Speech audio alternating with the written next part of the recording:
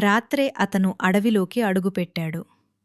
గాలిలో వింత గుసగుసలు, చెట్ల మధ్య నీలి కాంతి, భూమి కింద నుంచి వస్తున్నట్టు ఏదో మోగు శబ్దం. అప్పుడే, నిధి కావాలా రవి? ముందు నీ ఆత్మ సిద్ధంగా ఉందా? స్త్రీ స్వరం, కాని మానవ స్వరం కాదు. అతని ముందర కళ్ళు మెరుస్తూ చిరునవ్వుతో ఒక యక్షిణి నిల్చుంది. యక్షిణి చిరునవ్వు.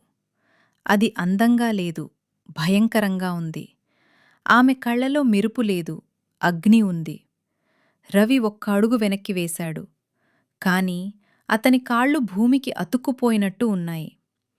ఎవరు నువ్వు? గొంతు వణికిన ప్రశ్న అడిగాడు. ఆమె నవ్వింది. అడవంతా ఆ నవ్వుతో కంపించిపోయింది. నన్ను పేరు పెట్టి పిలవలేరు రవి. నన్ను కాపలాదారి అంటారు. పాతాళనిధికి మొదటి తాళం నేనే.